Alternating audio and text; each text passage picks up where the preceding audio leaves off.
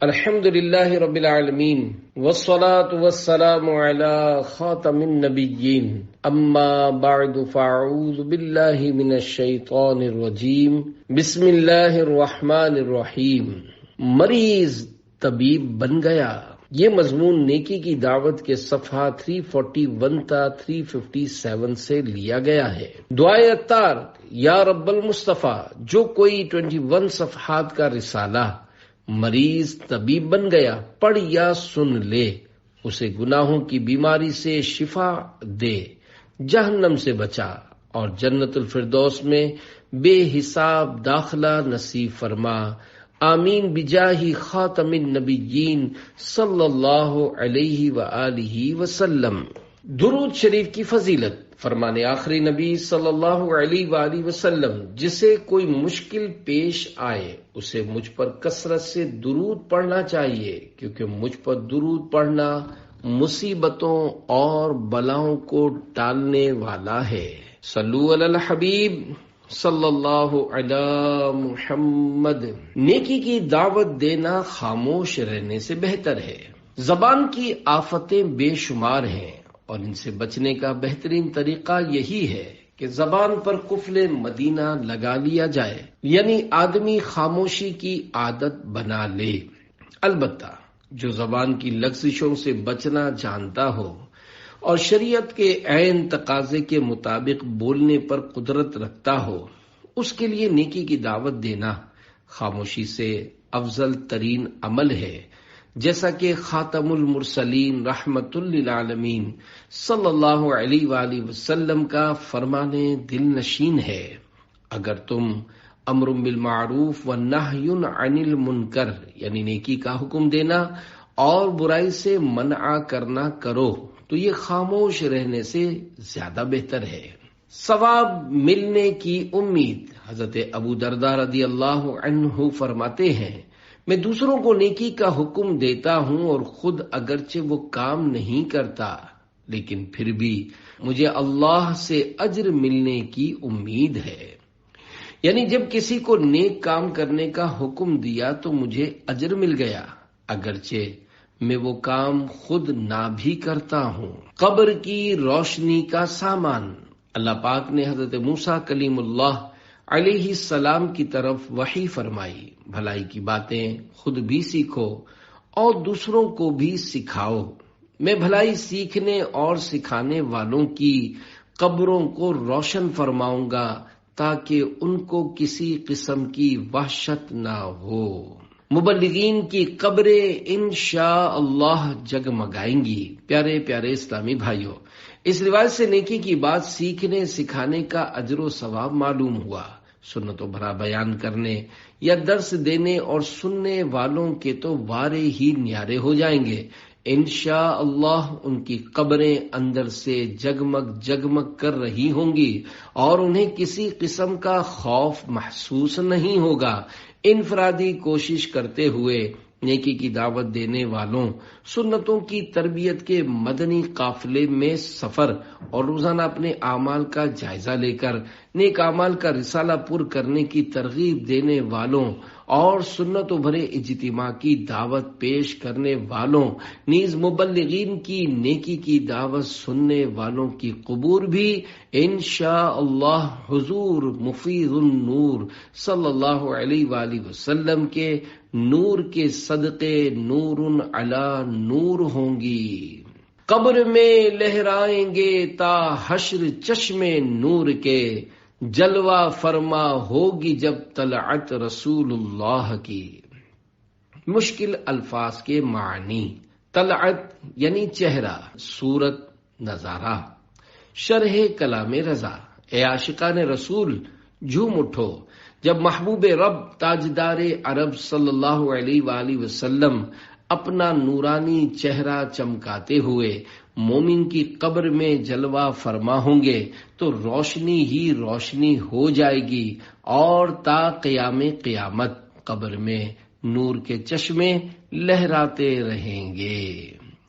اندھیرا گھپ اندھیرا ہے، شاہ وحشت کا ڈیرا ہے، کرم سے قبر میں تم آؤ گے تو روشنی ہوگی۔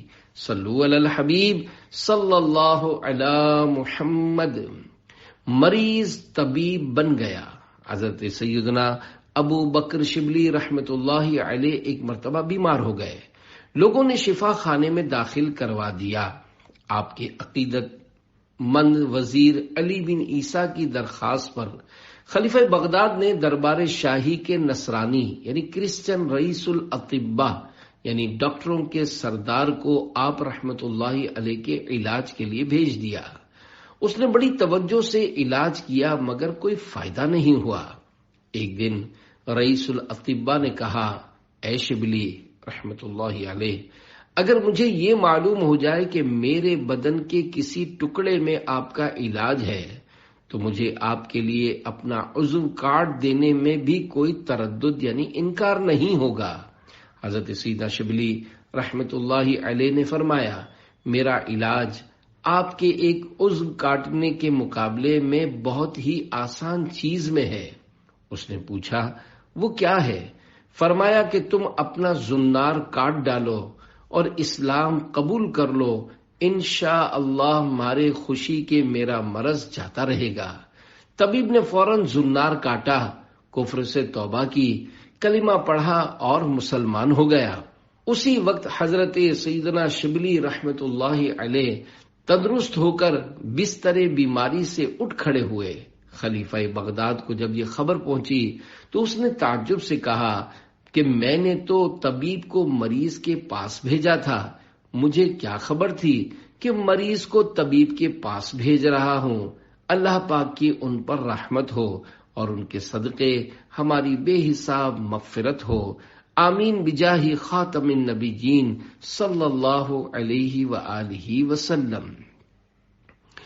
زنار کسے کہتے ہیں؟ پیارے پیارے اسلامی بھائیوں، ایک دھاگا ہندو اپنے گلے اور بغل کے درمیان ڈالے رہتے ہیں، اسے زنار یا جنیو کہتے ہیں۔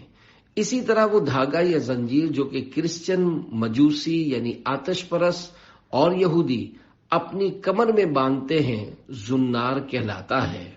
الحمدللہ اسے کیسے معلوم ہوا کہ ہمارے اولیاء کرام رحمت اللہ علیہم نیکی کی دعوت، خلق خدا کی ہدایت اور اسلام کی اشاعت کے نہایت ہی شیدائی تھے۔ کسی غیر مسلم کے اسلام قبول کرنے سے انہیں اتنی عظیم مسرت حاصل ہوتی تھی کہ خوشی کے مارے بسا اوقات ان کی خطرناک بیماریاں دور ہو جاتی تھیں۔ مجھے تم ایسی دو ہمت آقا، دوں سب کو نیکی کی دعوت آقا، بنا دو مجھ کو بھی نیک خصلت، نبی رحمت شفیع امت۔ صلو علی الحبیب صلی اللہ علی محمد۔ خلیفہ سلیمان رو پڑا۔ خلیفہ دمشق سلیمان بن عبد الملک اموی بڑے کر و فر یعنی شان و شوکت کا بادشاہ تھا۔ اس نے ایک مرتبہ مشہور محدث سیدنا امام طاؤس رحمت اللہ علیہ کو دربار میں بلایا۔ آپ رحمت اللہ علیہ نے موقع پا کر نیکی کی دعوت دیتے ہوئے استفسار فرمایا، یعنی پوچھا، اے امیر المومنین، کیا آپ کو معلوم ہے کہ سب سے زیادہ عذاب کس کو ہوگا؟ خلیفہ نے کہا، آپ رحمت اللہ علیہ ہی ارشاد فرمائیے۔ تو آپ رحمت اللہ علیہ نے یہ حدیث پاک پڑھ کر سنائی، جس کو اللہ پاک نے اپنی سلطنت میں بادشاہی عطا فرمائی، پھر اس نے ظلم کیا تو اس شخص کو قیامت کے دن سب سے زیادہ عذاب دیا جائے گا۔ یہ سن کر خلیفہ خوف خدا سے لرز اٹھا اور دھاڑے مار کر رونے لگا، یہاں تک کہ روتے روتے تخت پر چت لیٹ گیا۔ اس کے تمام درباری اس کو اسی حالت میں چھوڑ کر چلے گئے۔ ماتحتوں کے بارے میں سبھی سے پوچھا جائے گا۔ پیارے پیارے اسلامی بھائیوں، اس کیسے معلوم ہوا کہ بیان کی تاثیر کے لیے جہاں سننے والوں کو دل و دماغ حاضر رکھتے ہوئے سننا ضروری ہے، وہاں مبلغ کا بھی باعمل، اخلاص کا پیکر اور ہر قسم کی حرص اور ذاتی غرض سے پاک ہونا لازمی ہے۔ جہاں یہ دونوں چیزیں جمع ہوں گی انشاءاللہ وہاں بیان کا خوب اثر ظاہر ہوگا، اور اگر ان دونوں میں سے کوئی ایک چیز مفقود یعنی غائب ہوگی تو بیان کے ثمرات یعنی فوائد ملنا دشوار ہوں گے۔ اس حکایت سے یہ بھی معلوم ہوا کہ بادشاہ اگر ظلم کرے گا تو عذاب نار کا سب سے زیادہ حقدار بنے گا۔ جو لوگ اقتدار کے طلبگار رہتے ہیں وہ ایک طرح سے اپنے آپ کو بہت بڑے پرخطر غار میں دھکیلنے کے در پہ ہوتے ہیں۔ اسی ضمن میں دو فرامین مصطفیٰ صلی اللہ علیہ وآلہ وسلم ملاحظہ ہوں۔ نمبر 1، جس کو رعایا کا ذمہ دار بنایا گیا پھر اس نے رعایا کی خیر خواہی نہ کی تو وہ جنت کی خوشبو تک نہ پا سکے گا۔ نمبر 2، تم سب نگہبان ہو اور ہر ایک سے اس کی رعایا یعنی ماتحتوں اور محکوم لوگوں کے بارے میں پوچھا جائے گا۔ جسے لوگوں پر امیر بنایا گیا وہ نگہبان ہے، اس سے ان کے بارے میں پوچھا جائے گا۔ مرد اپنے اہل خانہ پر نگہبان ہے، اس سے اہل خانہ کے بارے میں سوال کیا جائے گا۔ عورت اپنے شوہر کے گھر اور اس کی اولاد پر نگہبان ہے، وہ ان کے بارے میں جواب دہ ہوگی۔ غلام اپنے آقا کے مال پر نگہبان ہے، اس سے اس بارے میں پوچھ گچھ ہوگی۔ سن لو، تم میں سے ہر ایک نگہبان ہے اور ہر ایک سے اس کی رعایا ماتحتوں اور محکوم لوگوں کے بارے میں پرسش یعنی پوچھ گچھ ہوگی۔ اقتدار ملنے پر رونا۔ اب ایک حکایت ملاحظہ ہو جو کہ ارباب اقتدار کے لیے نہایت عبرت خیز ہے۔ چنانچہ تاریخ الخلفاء میں ہے، عطا بن ابی رباح رحمت اللہ علیہ فرماتے ہیں، حضرت عمر بن عبدالعزیز رحمت اللہ علیہ کی زوجہ محترمہ فاطمہ بنت عبد الملک رحمت اللہ علیہ نے مجھ سے فرمایا کہ جب حضرت عمر بن عبدالعزیز رحمت اللہ علیہ کو خلافت تفویض کی گئی یعنی ملی تو آپ رحمت اللہ علیہ گھر میں آئے اور مصلے پر بیٹھ کر گریہ و زاری کرنے لگے اور اتنا روئے کہ داڑھی مبارک آنسوؤں سے تر ہو گئی۔ میں نے عرض کی، یا امیر المومنین، آپ کیوں رو رہے ہیں؟ فرمایا، اے فاطمہ، مسلمانوں کی نگہداشت یعنی نگرانی اور ان کی فلاح و بہبود یعنی بھلائی اور خیر خواہی کا سارا بوجھ میری گردن پر ڈال دیا گیا ہے۔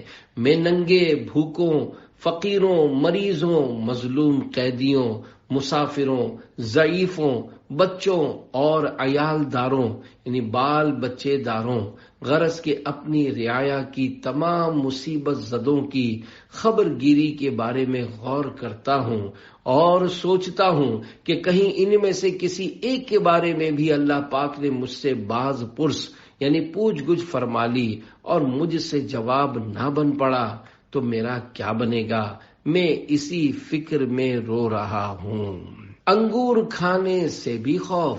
پیارے پیارے اسلامی بھائیوں، افسوس آج کل عموماً اقتدار کے ذریعے مال و منال یعنی جائیداد و مال حاصل کیا جاتا ہے، مگر رب کریم کے نیک بندوں کا حال اس سے مختلف ہوتا ہے۔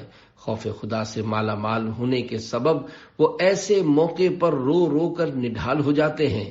وہ حضرات پھونک پھونک کر قدم رکھتے اور بات بات پر ڈرتے ہیں۔ چنانچہ حضرت سیدنا عون بن معمر رحمت اللہ علیہ کا بیان ہے کہ ایک روز حضرت سیدنا عمر بن عبدالعزیز رحمت اللہ علیہ اپنی زوجہ محترمہ سے فرمانے لگے، فاطمہ، تمہارے پاس 1 درہم ہو تو دے دو، آج انگور کھانے کو جی چاہتا ہے۔ انہوں نے عرض کی، میرے پاس درہم کہاں، کیا آپ امیر المومنین ہو کر 1 درہم کی بھی حیثیت نہیں رکھتے؟ بے قرار ہو کر فرمایا، انگور نہ کھانا اس سے کہیں زیادہ آسان ہے کہ کل میں جہنم کی زنجیریں پہنوں۔ اللہ پاک کی ان پر رحمت ہو اور ان کے صدقے ہماری بے حساب مغفرت ہو، آمین بجاہ خاتم النبیین صلی اللہ علیہ وآلہ وسلم۔ انگور کے حساب آخرت کا ڈر۔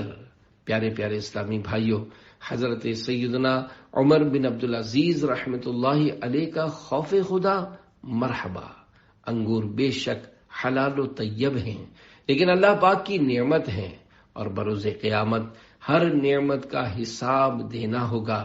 آپ رحمت اللہ علیہ خوف آخرت کے سبب انگور کھانے سے باز رہے۔ آج ہم ایک سے ایک لذیذ نعمتیں کھاتے اور برتتے یعنی استعمال کرتے ہیں اور مزید بہتر سے بہترین کی جستجو یعنی تلاش میں رہتے ہیں۔ عمدہ سے عمدہ ترین کوٹھی بھی ناکافی محسوس ہوتی ہے، بڑے سے بڑا بنگلہ ولا حاصل کرنے کے در پہ رہتے ہیں، جبکہ پارہ 30 سورۃ التکاثر کی آخری آیت خوف خدا رکھنے والوں کو بے قرار کیے دیتی ہے۔ چنانچہ دعوت اسلامی کے مکتبۃ المدینہ کی ترجمے والے پاکیزہ قرآن کنز الایمان ما خزائن العرفان صفحہ 1118 پر ارشاد ہوتا ہے، ثم لتسألن یومئذ عن النعیم۔ ترجمہ کنز الایمان، پھر بے شک ضرور اس دن تم سے نعمتوں سے پرسش ہوگی۔ آیت مبارکہ کی تفسیر میں 3 احادیث۔ نمبر 1، اکرمہ نے کہا جب یہ آیت مبارکہ نازل ہوئی تو صحابہ کرام علیہم رضوان نے عرض کی، یا رسول اللہ صلی اللہ علیہ وآلہ وسلم، ہم کون سی نعمتوں میں ہیں؟ ہمیں تو جو کی روٹی اور وہ بھی صرف آدھا پیٹ نصیب ہوتی ہے۔ وہی آئی، کیا تم جوتے نہیں پہنتے، ٹھنڈا پانی نہیں پیتے؟ یہ بھی نعمتیں ہیں۔ حضرت مولا کائنات علی المرتضی شیر خدا رضی اللہ عنہ نے مذکورہ آیت کی تفسیر میں فرمایا، جس نے گندم یعنی کنک گیہوں کی روٹی کھائی اور فرات کا ٹھنڈا پانی پیا، نیز رہنے کے لیے مکان بھی ہو، یہ وہ نعمتیں ہیں جن کے متعلق سوال ہوگا۔ جلیل القدر تابعی حضرت امام مجاہد رحمت اللہ علیہ نے اس آیت مبارکہ کے بارے میں فرمایا کہ اس سے دنیا کی ہر لذت والی شے مراد ہے۔ سورۃ التکاثر کی مذکورہ آخری آیت مبارکہ کے تحت صدر الافاضل حضرت علامہ مولانا سید محمد نعیم الدین مراد آبادی رحمت اللہ علیہ فرماتے ہیں، جو اللہ پاک نے تمہیں عطا فرمائی تھیں، صحت و فراغت یعنی خوشحالی و امن و عیش و مال وغیرہ، جن سے دنیا میں لذتیں اٹھاتے تھے، پوچھا جائے گا یہ چیزیں کس کام میں خرچ کی، ان کا کیا شکر ادا کیا، اور ترک شکر پر عذاب کیا جائے گا۔ 2 اقسام نعمت اور سوالات آخرت۔ مشہور مفسر حکیم الامت حضرت مفتی احمد یار خان رحمت اللہ علیہ کی سورہ تکاثر کی مذکورہ آخری آیت کے تحت بیان کردہ تفسیر میں یہ بھی ہے، کسبی نعمت یعنی اپنی کوشش سے حاصل کردہ نعمت، مثلا مٹھائیاں، لذیذ غذائیں، ٹھنڈے مشروبات، عمدہ ملبوسات، دولت، سلطنت وغیرہ کے بارے میں 3 سوالات ہوں گے۔ نمبر 1، کہاں سے حاصل کی؟ نمبر 2، کہاں خرچ کی؟ نمبر 3، اس کا کیا شکریہ ادا کیا؟ وہبی نعمت یعنی اللہ پاک کی عنایت کی ہوئی وہ نعمت جس میں بندے کی اپنی کوشش کا دخل نہ ہو، جیسا کہ چاند، سورج، ہاتھ، پاؤں، آنکھ، کان وغیرہ کے بارے میں 2 سوالات ہوں گے۔ نمبر 1، کہاں خرچ کی؟ نمبر 2، اس کا کیا شکریہ ادا کیا؟ عمدہ غذائیں۔ پیارے پیارے اسلامی بھائیوں، واقعی بڑے خوف کی بات ہے، آج ہم عمدہ سے عمدہ ترین غذاؤں اور نعمتوں کے حریص بنے ہوئے ہیں، مگر قبر میں کیڑوں کی غذا بننے اور حساب آخرت میں پھنسنے کے اندیشے کو بھولے ہوئے ہیں۔ ہمیں اچھے میں اچھا اور لذیذ ترین کھانا چاہیے، اور وہ بھی گرم ہو۔ ایک تو عمدہ غذا بذات خود نعمت، اور اس کا گرم ہونا نعمت در نعمت۔ سادہ چائے سے بھی گزارا نہیں، دودھ پتی ہو، اور وہ بھی میٹھی میٹھی اور گرما گرم ہو۔ یوں ہماری ایک چائے بھی کئی نعمتوں کا مجموعہ بن جاتی ہے۔ اسی طرح حلوہ پوری، पिज्जे, पराठे, انواع و اقسام کی مٹھائیاں، طرح طرح کے تازہ پھل اور خشک میوے یعنی ڈرائی فروٹ، خوش ذائقہ فالودے، ٹھنڈے میٹھے مزیدار شربت، بادام پستے والا شیر خورما، ٹھنڈی بوتلیں یعنی کولڈ ڈرنکس، آئس کریمیں، مکھن، ملائی، کسٹرڈ، کباب سموسے، گرما گرم پکوڑے، تلی ہوئی مچھلی، تلی ہوئی چانپیں، تندوری ران، چکن ٹکا، سیخ کباب، برگر اور نہ جانے کیا کیا ہمارا لالچی نفس طلب کرتا اور کھاتا پیتا ہے۔ اگرچہ مذکورہ تمام غذائیں کھانا حلال ہے، مگر ان پر اور تمام نعمتوں پر بروز آخرت سوالات کیے جائیں گے۔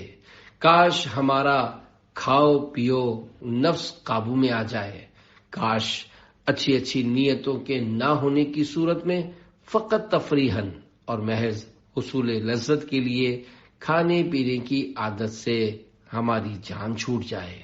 مال کھانے کے شائقین غور فرمائیں، ہم چند منٹ کی لذت کی خاطر کتنا بڑا خطرہ مول لے رہے ہیں۔ اس بات کو اس روایت سے سمجھنے کی کوشش کیجیے۔ چنانچہ دعوت اسلامی کے مکتبۃ المدینہ کی کتاب منہاج العابدین 504 صفحات، صفحہ 141 پر حجت الاسلام حضرت سیدنا امام ابو حامد محمد بن محمد غزالی رحمت اللہ علیہ فرماتے ہیں، منقول ہے، بے شک سکرات موت کی شدت دنیا کی لذتوں کے مطابق ہے، تو جس نے زیادہ لذتیں اٹھائیں اسے نزا کی تکلیف بھی زیادہ ہوگی۔ نزا کی سختیوں کی جھلک ملاحظہ ہو۔ چنانچہ حضرت علامہ جلال الدین سیوطی شافعی رحمت اللہ علیہ نقل کرتے ہیں، موت دنیا و آخرت کی ہولناکیوں میں سب سے زائد ہولناک ہے۔ یاروں کے چیرنے سے، قینچیوں کے کاٹنے سے، ہانڈیوں کے ابالنے سے زائد ہے۔ اگر مردہ زندہ ہو کر شدائد موت یعنی موت کی سختیاں لوگوں کو بتا دیتا تو ان کا عیش اور نیند سب کچھ ختم ہو جاتا۔ کاش کہ میں دنیا میں پیدا نہ ہوا ہوتا، قبر و حشر کا ہر غم ختم ہو گیا ہوتا۔ جاں کنی کی تکلیفیں ذبحہ سے ہیں بڑھ کر، کاش مرغ بن کے طیبہ میں ذبحہ ہو گیا ہوتا۔ آہ کثرت عصیاں، ہائے خوف دوزخ کا، کاش اس جہاں کا میں نہ بشر بنا ہوتا۔ شور اٹھا یہ محشر میں، خلد میں گیا عطار، گر نہ وہ بچاتے تو نار میں گیا ہوتا۔ صلو علی الحبیب صلی اللہ علی محمد۔ حساب نعمت کے بارے میں لرزہ خیز 9 فرامین مصطفیٰ، فانی لذتوں سے اپنے آپ کو بچانے کا جذبہ بڑھانے اور دنیاوی نعمتوں کے سبب ہونے والے حساب آخرت سے خود کو ڈرانے کے لیے دل ہلا دینے والے 9 فرامین مصطفیٰ صلی اللہ علیہ وآلہ وسلم ملاحظہ ہوں۔ نمبر 1، جب قیامت کا دن ہوگا تو اللہ پاک اپنے بندوں میں سے ایک بندے کو بلا کر اپنے سامنے کھڑا کر دے گا اور اس سے اس کے جاہ و مرتبے کے متعلق اسی طرح سوال کرے گا جس طرح اس کے مال کے بارے میں سوال فرمائے گا۔ نمبر 2، بندہ کوئی بھی قدم اٹھاتا ہے تو قیامت میں اس سے سوال ہوگا کہ وہ قدم کس لیے اٹھایا تھا۔ نمبر 3، قیامت کے دن سب سے پہلے بندے سے یہ سوال ہوگا کہ کیا میں نے تیرا جسم تندرست نہیں رکھا تھا؟ کیا میں نے تجھے ٹھنڈے پانی سے سیراب نہ کیا تھا؟ تو نے ان کے حقوق ادا کیے یا نہیں؟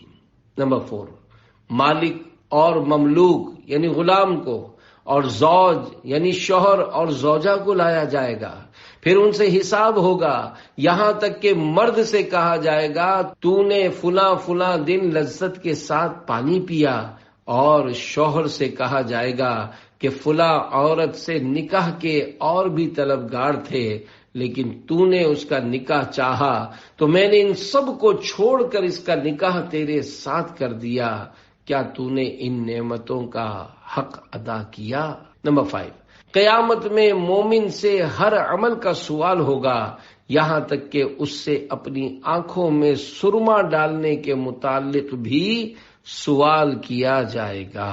نمبر 6، بندہ جو خطبہ پڑھتا یعنی واعظ اور بیان کرتا ہے، اس کے بارے میں بھی اس سے سوال ہوگا کہ اس سے تیرا کیا ارادہ تھا۔ مبلغین و مقررین غور فرمائیں کہ بیان کا مقصود نیکی کی دعوت تھی یا بیان کی تعریف اور واہ واہ کی طلب یا حصول شہرت یا دولت۔ نمبر 7، جو شخص کسی شے کی جانب بلائے گا، قیامت کے دن اسے اس کی دعوت یعنی بلانے کے ساتھ کھڑا کیا جائے گا، خواہ ایک ہی آدمی کو دعوت کیوں نہ دی ہو۔ اس روایت میں خلوص کی طرف اشارہ ہے، مثلا نیکی کی دعوت محض رضا الہی کے لیے دی تھی یا کوئی اور مقصد تھا۔ انفرادی کوشش کرنے والے مبلغین بھی غور فرمائیں۔ نمبر 8، قسم ہے اس ذات کی جس کے قبضہ قدرت میں میری جان ہے، تم جس نعمت کے متعلق قیامت میں سوال کیے جاؤ گے وہ ٹھنڈا سایہ اور عمدہ کھجور اور ٹھنڈا پانی ہے۔ نمبر 9، قیامت میں ہر غنی و فقیر یعنی ہر امیر و غریب آرزو کرے گا کہ کاش دنیا میں اس کے پاس صرف قوت ہوتا، قوت یعنی صرف اتنا کھانا ہوتا جس سے زندگی بچ سکے اور بس، مال زیادہ وبال زیادہ۔ نمبر 1، حضرت عبداللہ بن عمیرہ رحمت اللہ علیہ نے فرمایا، جتنا مال زیادہ ہوگا اتنا حساب زیادہ ہوگا۔ نمبر 2، حضرت ابو ذر رضی اللہ عنہ نے فرمایا، قیامت میں 1 درہم والے کے مقابلے میں 2 درہم والے کا حساب زیادہ سخت ہوگا۔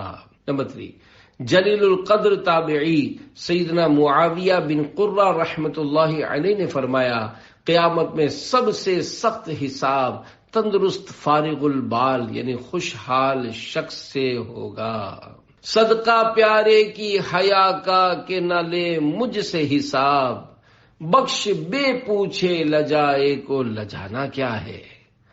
مشکل الفاظ کے معنی، صدقہ یعنی وسیلہ، بے پوچھے یعنی بے حساب، لجائے یعنی شرمندہ، لجانا یعنی شرمندہ کرنا۔ شرح کلام رضا، میرے آقا اعلی حضرت رحمت اللہ علیہ شعر کے اندر بارگاہ خداوندی میں عرض کر رہے ہیں، یا اللہ پاک، تجھے تیرے پیارے حبیب صلی اللہ علیہ وآلہ وسلم کی شرم و حیا کا واسطہ مجھے محشر میں پوچھ گچھ کیے بغیر ہی بخش دے، میں تو اپنے گناہوں پر پہلے ہی شرمندہ ہوں، میرے اعمال کا حساب لے کر مزید شرمندہ نہ فرما۔ انتہا کے کہاں قابل ہوں میں پیارے اللہ، بے سبب بخش دے مولا تیرا کیا جاتا ہے۔ صلو علی الحبیب صلی اللہ علی محمد۔ 12 سال تک حساب و کتاب۔ پیارے پیارے اسلامی بھائیوں، آخرت کے حساب کا معاملہ نہایت سنگین ہے۔ عبرت کے لیے ایک حکایت پیش کی جاتی ہے، سنیے اور خوب کڑیے۔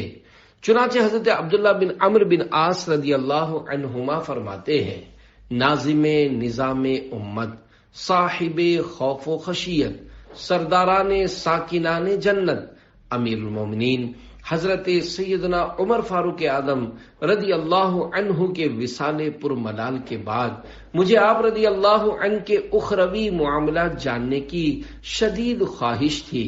ایک دن میں نے خواب میں ایک محل دیکھا تو پوچھا، یہ کس کا ہے؟ فرشتے نے بتایا، حضرت عمر بن خطاب رضی اللہ عنہ کا۔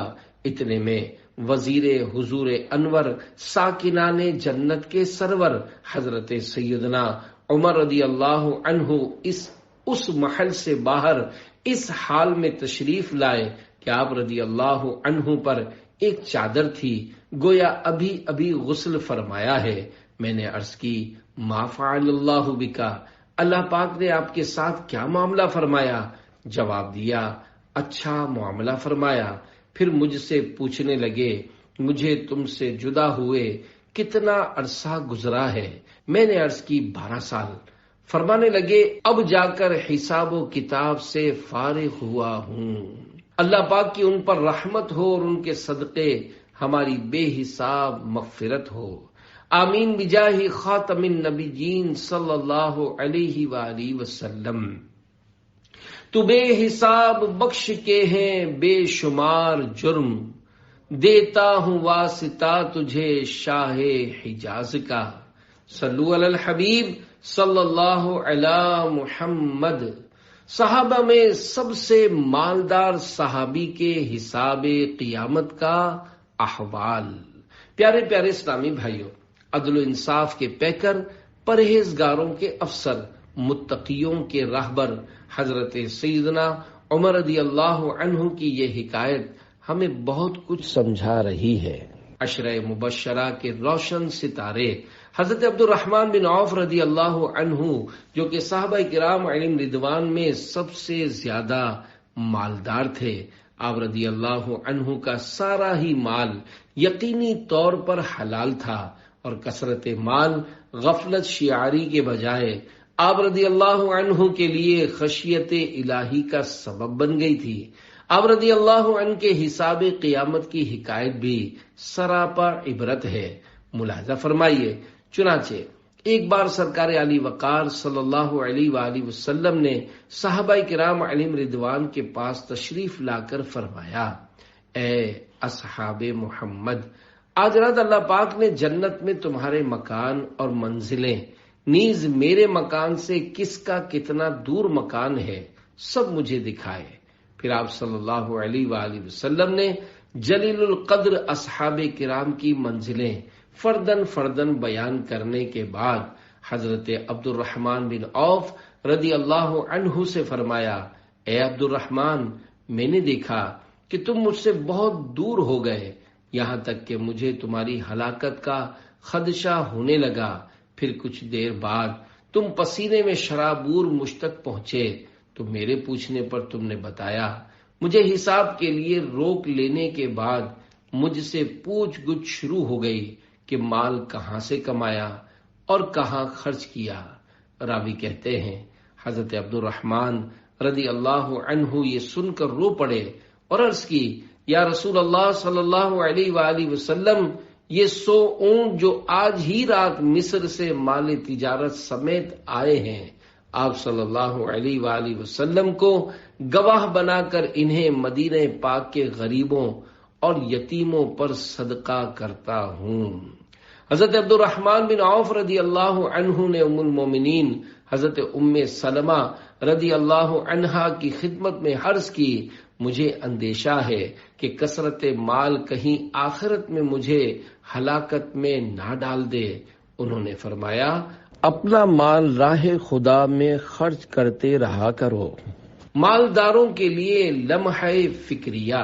پیارے پیارے اسلامی بھائیوں، یقیناً قطعی حلال مال رکھنے والے اپنا مال حلال دونوں ہاتھوں سے راہ خدا میں لٹانے والے کے حساب قیامت کی اس لرزہ خیز حکایت پر نظر رکھتے ہوئے مالداروں کو غور کرنا اور قیامت کے ہوش ربا احوال یعنی دہشتوں اور گھبراہٹوں سے ڈرنا چاہیے، اور جو لوگ محض دنیاوی حرص کے سبب مال اکٹھا کیے جاتے، اس کے لیے در بدر بھٹکتے پھرتے اور مال بڑھانے کے نظام کو بہتر سے بہترین بناتے چلے جاتے ہیں، انہیں اپنی اس روش پر نظر ثانی کر لینی چاہیے، اور جو صورت دنیا و آخرت دونوں کے لیے بہتر ہو وہ اختیار کرنی چاہیے۔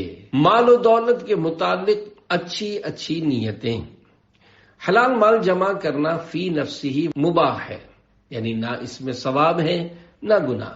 اگر کوئی علم نیت رکھنے والا اس کی اچھی نیتیں کر لے تو خواہ مال حلال کے ذریعے اربوں پتی بن جائے، اس کا مال اس کے لیے آخرت کے لیے نقصان دہ نہیں، مگر یاد رہے رسمی طور پر صرف زبان سے نیت کے الفاظ ادا کر لینے کو نیت نہیں کہتے۔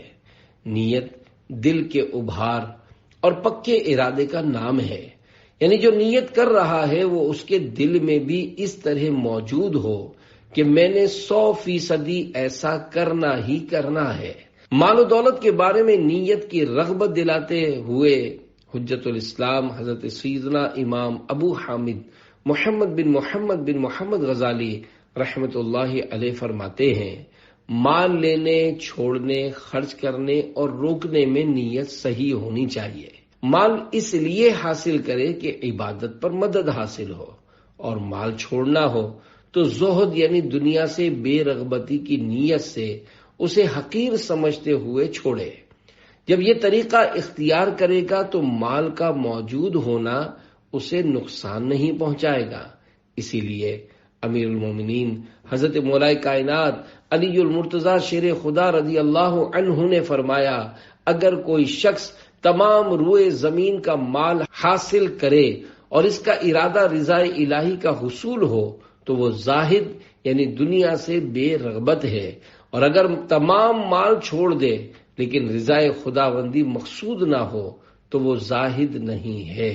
پس آپ کی تمام حرکات و سکنات اللہ پاک کے لیے ہوں اور عبادت سے باہر نہ ہوں یا عبادت پر مددگار ہوں۔ جو چیزیں عبادت سے زیادہ دور ہیں وہ کھانا کھانا اور قضاء حاجات یعنی استنجا ہے، لیکن یہ دونوں بھی عبادت پر مددگار ہیں۔ جب ان سے آپ کا مقصود یہ ہوگا یعنی عبادت پر قوت اور دل جمعی حاصل کرنے کی نیت ہوگی تو یہ کام بھی آپ کے حق میں عبادت ہوں گے۔ اسی طرح جو چیزیں آپ کی حفاظت کرتی ہیں، مثلا قمیص، ازار یعنی پاجامہ، بچھونا اور برتن وغیرہ، تو ان سب میں بھی اچھی نیت ہونی چاہیے، کیونکہ دین کے سلسلے میں ان تمام چیزوں کی ضرورت ہوتی ہے، اور جو کچھ ضرورت سے زائد ہو اس سے بندگان خدا کو نفع پہنچانے کی نیت ہونی چاہیے، اور جب کسی شخص کو اس کی ضرورت ہو تو انکار نہ کرے۔ جو شخص اس طرح کا عمل کرے گا اس نے مال کے سانپ یعنی مال کو سانپ سے تشبیہ دی گئی ہے، سے اس کا مفید حصہ یعنی جوہر اور تریاق یعنی زہر مہرہ یعنی زہر کی دوا جو زہر کا اتار کرتی ہے بھی لے لیا، اور خود سانپ کے زہر سے محفوظ بھی رہا۔ ایسے آدمی کو مال کی کثرت نقصان نہیں پہنچاتی، لیکن یہ کام وہی شخص کر سکتا ہے جس کے قدم دین میں مضبوط ہوں اور اس کے پاس کثیر علم دین ہو۔ امام غزالی رحمت اللہ علیہ آگے چل کر مال و دولت سے بچ کر رہنے کی تلقین کرتے ہوئے فرماتے ہیں، جس طرح نابینا کا بینا یعنی آنکھ والے کی طرح پہاڑوں کی چوٹیوں اور دریاؤں کے کناروں تک پہنچنا اور کانٹے دار راستوں سے گزرنا ممکن نہیں، اسی طرح عام آدمی کا مال و دولت کی آفتوں سے بچنا بھی ناممکن ہے۔ مال و دولت پرہیزگار اور بکثرت علم دین رکھنے والا ہی چاہے تو لے سکتا ہے کہ شریعت کے مطابق اسے حاصل اور شریعت کے مطابق اسے استعمال کر سکتا ہے اور مال کی آفتوں سے خود کو بچا سکتا ہے۔ زخمی دل والے بزرگ حجت الاسلام حضرت سیدنا امام ابو حامد محمد بن محمد غزالی رحمت اللہ علیہ نقل کرتے ہیں، ایک بزرگ رحمت اللہ علیہ رو رہے تھے، لوگ ان کے گرد اکٹھے ہو گئے اور ترس کھاتے ہوئے کہنے لگے، اللہ پاک آپ پر رحم فرمائے، کیا مسئلہ ہو گیا، کیوں رو رہے ہیں؟ فرمایا، میرے دل میں ایک زخم ہے جسے خائفین یعنی اللہ پاک سے ڈرنے والے لوگ اپنے دلوں میں پاتے ہیں۔ لوگوں نے عرض کی، وہ زخم کس طرح کا ہوتا ہے؟ فرمایا، اس پیشی کے خوف کا زخم جب بروز قیامت بارگاہ الہی میں حساب کتاب کے لیے پیش ہونے کا اعلان ہوگا۔ اللہ پاک کی ان پر رحمت ہو اور ان کے صدقے ہماری بے حساب مغفرت ہو، آمین بجاہ خاتم النبیین صلی اللہ علیہ وآلہ وسلم۔ عیب دنیا میں تو نے چھپائے، حشر میں بھی نہ اب آنچ آئے، آہ نامہ میرا کھل رہا ہے، یا خدا تجھ سے میری دعا ہے۔ صلو علی الحبیب صلی اللہ علی محمد۔ نفرت محبت میں بدل گئی۔ پیارے پیارے اسلامی بھائیوں، معلومات بڑھانے، درست اسلامی عقائد ذہن میں بٹھانے، شیطان کو دور بھگانے، ایمانیات کے بارے میں آنے والے وساوس سے جان چھڑانے، غفلت کی نیند اڑانے، روحانی کیف و سرور پانے اور اپنے آپ کو با کردار مسلمان بنانے کے لیے عاشقان رسول کی دینی تحریک دعوت اسلامی کے دینی ماحول سے ہر دم وابستہ رہیے، اور اپنے اس مدنی مقصد مجھے اپنی اور ساری دنیا کے لوگوں کی اصلاح کی کوشش کرنی ہے کہ حصول کی خاطر اپنے ایمان کی حفاظت کے لیے فکر مند رہیے، نمازوں کی پابندی جاری رکھیے، سنتوں پر عمل کرتے رہیے، نیک اعمال کے مطابق زندگی گزاریے اور اس پر استقامت پانے کے لیے روزانہ اپنے اعمال کا جائزہ لے کر نیک اعمال کا رسالہ پر کر کے ہر مہینے کی پہلی تاریخ کو اپنے یہاں کے شعبہ اصلاح اعمال کے ذمہ دار کو جمع کروا دیجیے، اور پابندی سے ہر ماہ کم از کم 3 دن کے سنتوں کی تربیت کے مدنی قافلے میں عاشقان رسول کے ہمراہ سنتوں بھرا سفر کیجیے۔ آئیے آپ کی ترغیب و تحریض کے لیے آپ کو ایک مدنی بہار سناؤں۔ چیچا وطنی ضلع ساہیوال پاکستان کے ایک اسلامی بھائی نے غفلتوں کی وادی سے گزرے ہوئے اپنے لمحات زندگی کے بارے میں کچھ اس طرح بیان کیا۔ میری زندگی بھرپور غفلت میں گزر رہی تھی۔ میرے اجڑے ہوئے گلزار میں رشد و ہدایت کی باد بہار دعوت اسلامی سے وابستہ ایک عاشق رسول کی بابرکت صحبت کی بدولت چلی۔ ان کی انفرادی کوشش نے مجھے دعوت اسلامی کے قریب تر کر دیا اور میں دینی ماحول سے وابستہ ہو گیا۔ جب میں پہلی بار ہفتہ وار سنتوں پر اجتماع میں شریک ہوا تو میں نے اول تا آخر بیان سننے کی سعادت حاصل کی۔ یہ سب کچھ مجھے بہت اچھا لگا، لیکن جب اجتماع میں شریک اسلامی بھائی بیک آواز دیوانہ وار ذکر اللہ میں مصروف ہوئے تو مجھے بے اختیار ہنسی آ گئی کہ یہ لوگ کیا پاگلوں کی طرح شروع ہو گئے، العیاذ باللہ۔ میں اسی طرح کے احمقانہ وسوسوں میں مگن تھا کہ یکایک روحانیت کا ایک ایسا جھونکا آیا کہ میں خود بخود ذکر اللہ میں لگ گیا اور ایسا مست ہوا کہ اپنے گرد و پیش کی خبر ہی نہ رہی۔ دل پر عجیب کیف و سرور طاری ہو گیا۔ الحمدللہ اس ذکر و دعا کی برکت سے میری طبیعت میں کچھ سنجیدگی پیدا ہو گئی اور سابقہ گناہوں سے توبہ کر کے میں صلاۃ و سنت کی راہ پر گامزن ہو گیا۔ میں نے چہرے پر داڑھی مبارک اور سر پر امامہ شریف کا تاج سجا لیا۔ الحمدللہ رمضان المبارک میں اجتماعی اعتکاف کی برکتیں حاصل کرنے کی سعادت بھی میسر آئی۔ اب میرے والد محترم نے بھی داڑھی شریف سجا لی ہے اور تمام گھر والے سلسلہ عالیہ قادریہ رضویہ میں داخل ہو چکے ہیں۔ الحمدللہ تادم تحریر میں نیک اعمال کے خادم یعنی ذمہ دار کی حیثیت سے دینی کام کرنے کی سعادت حاصل کر رہا ہوں۔ اسی ماحول نے ادنا کو اعلیٰ کر دیا، دیکھو اندھیرا ہی اندھیرا تھا اجالا کر دیا، دیکھو۔ صلو علی الحبیب صلی اللہ علی محمد۔ فرمانے حضرت امام جعفر صادق رحمت اللہ علیہ۔ اللہ پاک تمہیں کوئی نعمت عطا فرمائے اور تمہیں اس کا باقی رہنا پسند آئے تو کثرت سے اللہ پاک کی حمد اور شکر ادا کرو۔ اگر تمہارے رزق میں کمی آ جائے تو کثرت سے استغفار کرو، اور اگر حکمران یا کسی کی طرف سے تم پر مصیبت آ پڑے تو لا حول شریف یعنی لا حول ولا قوت الا باللہ کثرت سے پڑھو، کیونکہ لا حول شریف کشادگی یعنی فراخی کی کنجی اور جنت کا خزانہ ہے۔ فرمانے آخری نبی صلی اللہ علیہ وآلہ وسلم، زیادہ مال جمع کرنے والے قیامت کے دن کم نیکیوں والے ہوں گے مگر جسے اللہ پاک نے مال عطا فرمایا اور وہ اسے اپنے دائیں بائیں آگے اور پیچھے نیکی کے کاموں میں خرچ کرے اور اس کے ذریعے اچھے یعنی نیکی کے کام کرے۔